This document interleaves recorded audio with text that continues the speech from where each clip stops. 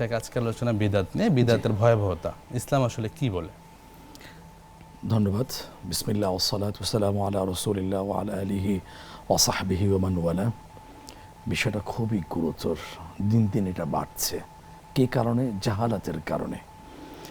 বিদআত, যার শাব্দিক অর্থ হলো নব আবিষ্কার, যেটা আপনি শুরুতে এখানে উপস্থাপন করেছেন। সব নব আবিষ্কার কি দোষণীয়? নিশ্চয়ই না। এখানে প্রথমে একটা সূক্ষ্ম একটি অক্ষরের দিকে আমি সবার মনোযোগ আকর্ষণ করছি আপনার মাধ্যমে। একটা হলো ফিদ্দিন, আরেকটা হলো লিদ্দিন। দুটা দিয়েই কিন্তু বেদাত নয়, আর যেটা বেদাত পার্থক্য সৃষ্টি হয়ে থাকে।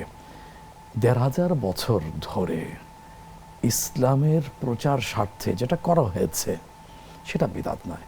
আর যেটা ইসলামের নামে সওয়াবের নিয়তে যেটা ইসলামে নেই সেটা করা, এটা হলো বিদআত, নব আবিষ্কার।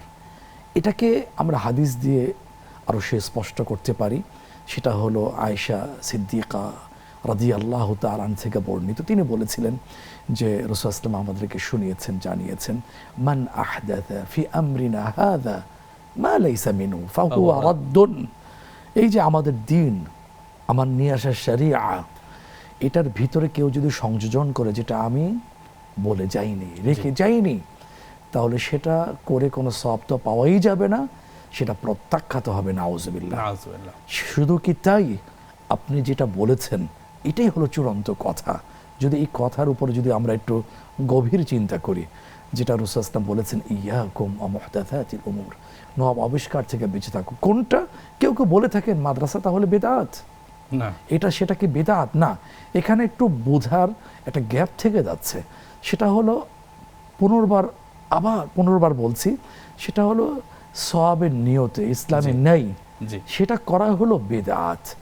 এখন সেই বেদাত থেকে বেঁচে থাকার বা পরিণতি, ভয়াবহ পরিণতি সম্পর্কে রাসূল শোনালেন যে এই যে নব আবিষ্কার সওয়াবের নিয়তে করা, যেটা ইসলামে নেই, সুন্নাতে নেই, সেটা যদি করা হয় সেখান থেকে বেঁচে থাকার কথা সরাসরি রাসূল বলেছেন।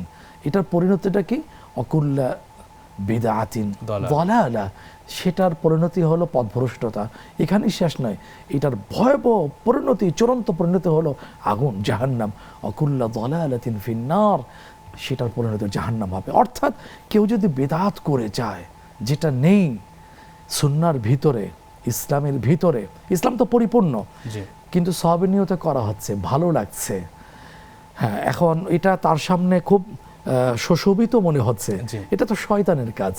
আল্লাহ তো তার সেই শয়তানের কথা বলেছেন, তার কর্মসূচির কথা কোরআনে এইভাবে ব্যক্ত করেছেন, ওয়াযায়্যানা লাহুমুশ শাইতানু মা কানু ইয়ামালুন।